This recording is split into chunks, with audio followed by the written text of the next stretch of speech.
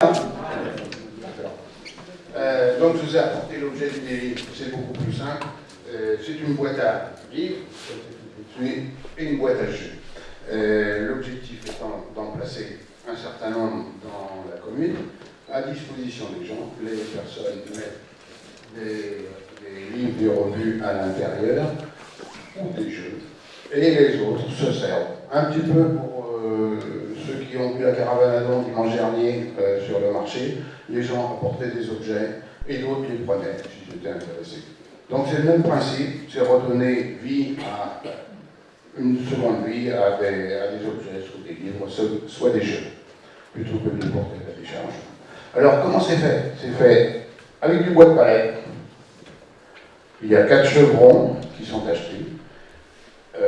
Un peu de charnière piano pour que les fenêtres s'ouvrent, une équerre qui sert de fermeture, et puis c'est à peu près tout, hein. Donc maximum, coût de revient maximum 200 €. Donc si on en fait 5 ou 6, ça fait 500-600 €. Alors c'est réalisé par des volontaires. Il y avait un certain nombre de volontaires à la CSF parce que historiquement, le projet boîte à livres avait été porté par la CSF, qui ensuite avait été repris plus ou moins par le comité des sages, mais finalement, depuis 4-5 ans, il n'a toujours pas abouti. Alors peut-être que là, on va y arriver. Avec des volontaires, alors les volontaires près du CEL, près de la CSF, et puis on a vu au marché dimanche dernier qu'il y avait des gens qui étaient intéressés aussi. Donc, on fera passer l'info et puis on fera des groupes de travail pour les construire. Alors, je crois aussi, tu m'avais parlé d'une chose qui nous avait semblé assez intéressante, c'est que là, elle est toute blanche, ta boîte à livres, on est prévu de la décorer. Lâche pas mon micro, pas que vous m'entendez. Je vais essayer de parler fort, c'est bon. Donc, vous m'aviez parlé que vous aviez envie de décorer ces boîtes à livres, parce qu'elle est toute blanche aujourd'hui, vous aviez des idées par rapport à la nature. Alors, oui, effectivement, là, il y a eu une peinture d'après pour cacher les disparités qu'il peut y avoir entre les planches, parce que le bois de coffrage, c'est jamais uniforme. Donc, c'est un peu plus acceptable comme ça. Après, bon, effectivement, s'il y a des artistes, hein, on peut peindre, on peut barioler, on peut faire des tas de choses, hein, faire des petits oiseaux qui se prolongent sous forme de bouquins ou autre chose, des fleurs, enfin peu importe, de toute façon, c'est ouvert. Donc on reprendra tous les volontaires qui sont intéressants pour avancer le projet. Et puis donc on était parti sur la base de 5. Au marché, on a eu aussi 2 particuliers qui voulaient en mettre chez eux. Pourquoi pas, hein. Ça en fera 7. Ah oui, alors, bien sûr, il y a un objectif aussi, c'est pour encourager à la lecture. Oui. Et c'est fait aussi en relation avec la médiathèque. C'est pas... Voilà, c'est un encouragement aussi à aller à la médiathèque de Bourguignon qui a de très belles choses. Donc, découvrir le livre, quelquefois, c'est la première fois au travers de la boîte à livres que les gens ont entendu parler d'une dame chez nous qui avait découvert le livre comme ça. Oui, et puis, si il y a un dernier point, on aimerait qu'à chaque endroit où les boîtes à livres sont posées, il y ait 2 ou 3, je ne sais pas comment on peut les appeler, surveillants ou parrains, qui de temps en temps viennent voir ce qu'il y a dedans et vérifier que ce soit acceptable. Voilà. Tout ce qui est religion, on va peut-être éviter, oui. Oui, non, mais c'est vrai qu'il faut faire attention. On a vu le cas dans le parc de la route de Nantes. On a trouvé quand même quelque chose qui allait beaucoup vers le prosélytisme, donc on a enlevé quand même. Donc je crois que c'est Annie qui les avait appelés les vigilants. Oui. Les vigilants, hein, c'est ce qu'elle nous disait. Donc avoir 2 vigilants par boîte, de façon à ce qu'on vérifie d'abord qu'elle est toujours en bon état, et puis si elle n'est pas en bon état, on appelle qui de droit pour remettre en état. On sait que quand ça commence à se dégrader, ça n'arrête plus. Donc il faut que ce soit suivi, et puis vérifier le contenu. Alors, ça rappelle aussi la notion de citoyen, puisqu'on est dans des projets citoyens, et que dans chaque quartier, vous n'avez pas encore décidé de quel endroit, parce que vous aviez envie d'impliquer les citoyens dans le meilleur usage possible. Alors, raconte-nous un petit peu comment vous faites ça. Là, justement, on n'a pas trop réfléchi à la question, parce que de toute manière, je me demande si on va pas plutôt botter en touche, et puis vous renvoyer la balle en disant, parce que si on vous propose des lieux et puis que vous nous répondez, ah bah non, là ça va gêner la circulation, ou là ça. Bon, vous allez mieux connaître les endroits où ça peut être mis. L'idée c'était d'en mettre du côté du Luzard, près de la mairie, près de l'espace Beau Soleil, rue du Midi, et puis je sais plus, sur le Mouton Blanc, comme ça. Donc après, c'est plutôt à vous de décider l'endroit où il faudra la mettre. Sinon, on va y passer du temps, on va se renvoyer la balle et puis on y sera encore dans un an.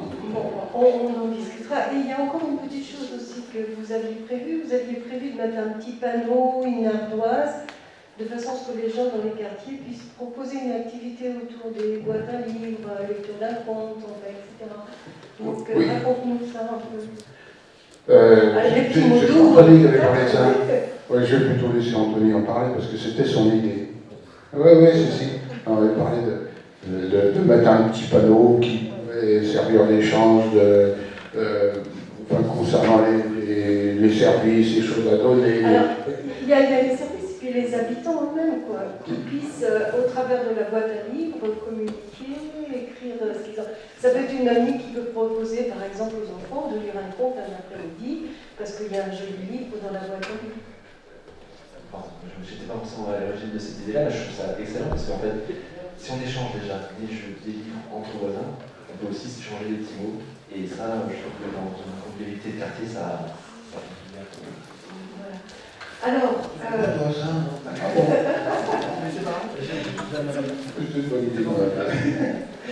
Voilà, peut-être que plutôt que les dates, ce sera mieux d'écrire sur une ardoise que tu as prévu également. Juste un petit mot sur il y a plus de 2 minutes, donc un petit mot sur les jeux. L'idée aussi, c'était d'être un petit peu dans l'idée de la récupération, parce que tu constatais qu'à Noël, après Noël, la déchetterie abondait de jeux, etc. Peu d'hommages, alors qu'il y avait des enfants qui en manquaient. Donc, tu peux nous en parler un petit peu? Oui, c'est le principe. Chacun a pu voir en allant après Noël, on est à la déchetterie tout ce qui a été boîte à jeux, et puis là on s'aperçoit qu'il y a plein de gens qui jettent des jeux parce que les enfants ont grandi, et puis on ne cherche pas forcément qui en a besoin. Et, bon, on les met là-dedans et chacun se sert. Pourquoi pas, hein. Ça ne gênera pas beaucoup le commerce. Hein. Et puis ça rendra service. Il y a des enfants qui n'en ont pas aujourd'hui, il y a des familles qui sont quand même en difficulté, qui sont vraiment très heureux de les trouver. Si toutefois le projet est voté, n'oubliez pas, toutes les lignes sont accrochées avec une mention. Il n'y a plus qu'une minute, Jo. Est-ce que tu as encore quelque chose à dire? Je veux dire quelque chose. Je crois que tu veux la... Alors, on peut passer aux questions-réponses. Alors, on peut déjà applaudir.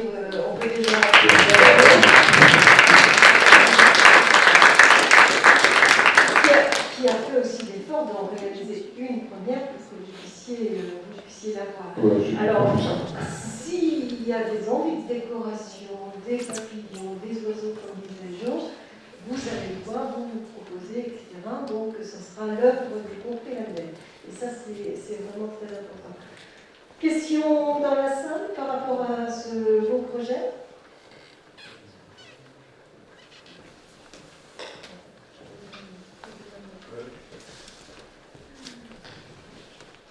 La partie transparente, c'est en plexi ou en... Oui, en plexi. Oui, c'est correct. Les carreaux, c'est un peu dangereux. Le plexi, c'est déjà limite. Il faudra mettre du macrolon qui casse pas. Je vous remercie pour ce beau projet.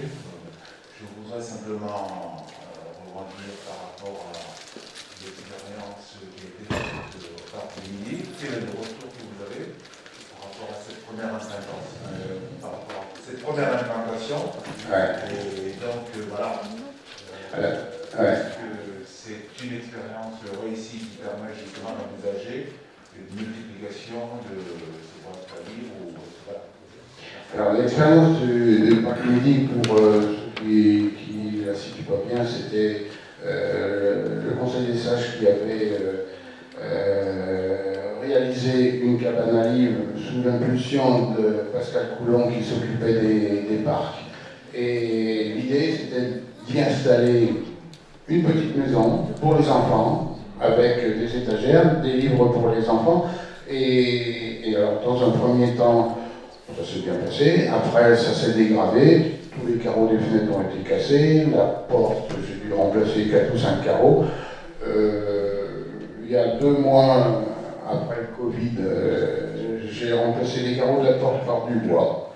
Voilà, ça. Et puis, finalement, j'ai mis une étagère, parce qu'il y avait eu beaucoup de livres d'adultes qui étaient arrivés là, dont des livres qui n'avaient rien à y faire.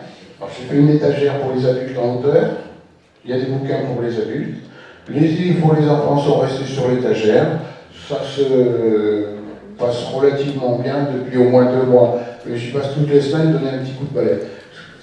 Et ça montre bien que dès qu'il y a une petite dégradation, ça continue. Et je voudrais aussi dire que cette cabane sert pour les enfants. Les parents, les grands-parents ont trouvé ça extraordinaire de voir quelque chose qui permet aux enfants de s'asseoir, de bouquiner, de prendre un livre, d'en rapporter d'autres, parce que les parents aussi apportent des livres. Ils ont trouvé ça intéressant. Maintenant, elle est utilisée par les petits dans la journée, et le soir, elle est utilisée par des ados. Et voilà, je lance un appel. C'est qu'il y a un besoin là. Bon, il y a des ados qui sont dehors le soir, ça c'est le problème des parents peut-être, mais ils n'ont pas d'endroit où se rencontrer, donc ils se rencontrent là. Et puis, bon, parfois il y en a qui sont un peu indélicats et puis qui, bon, je sais pas, qui montrent leur force en cassant un carreau, mais bon, maintenant ça a l'air de...